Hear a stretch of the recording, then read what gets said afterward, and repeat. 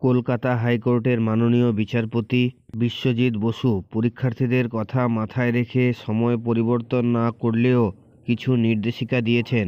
যে নির্দেশিকাগুলি পশ্চিমবঙ্গ সরকারের school education ডিপার্টমেন্টের প্রিন্সিপাল সেক্রেটারি সকল ডিএমদের উদ্দেশ্যে দিয়েছেন।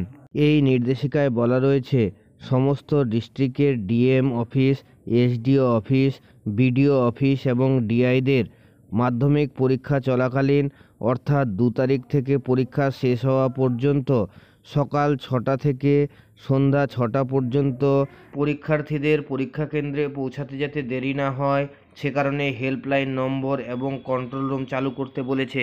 ডিস্ট্রিক্ট এবং সাব ডিভিশনগুলির হেল্পলাইন নম্বরের list commissioner of school education ডিপার্টমেন্টে commissionerschool@gmail.com পাঠাতে হবে। পরীক্ষার্থীদের কথা মাথায় রেখে এই হেল্পলাইন নম্বরগুলি চালু করার ব্যবস্থা করেছেন মাননীয় বিচারপতি। মহামান্য কলকাতা উচ্চ আদালতের নির্দেশে আসন্ন মাধ্যমিক পরীক্ষার পরীক্ষার্থীদের সুবিধার জন্য জেলা স্তরে নিম্নলিখিত হেল্পলাইনগুলি খোলা হচ্ছে।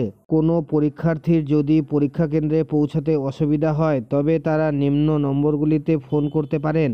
হেল্পলাইনগুলি 2রা ফেব্রুয়ারি 2024 থেকে মাধ্যমিক পরীক্ষার দিনগুলিতে সকাল 6টা থেকে সন্ধ্যা 6টা অবধি উপলব্ধ থাকবে। এটি হলো উত্তর দিনাজপুর জেলার মাধ্যমিক পরীক্ষার্থীদের হেল্পলাইন নম্বর। মাধ্যমিক পরীক্ষার সঙ্গে যুক্ত কোনো পরীক্ষার্থী বা কর্মীর কোনো রকম সমস্যা হলে এই হেল্পলাইন নম্বরগুলিতে ফোন করে যোগাযোগ করতে পারেন। পশ্চিমবঙ্গ মধ্যশিক্ষা পর্ষদ মাধ্যমিক পরীক্ষার্থীদের পরীক্ষা কেন্দ্রে ঢোকার সময় সকাল 8টা 30 করেছে।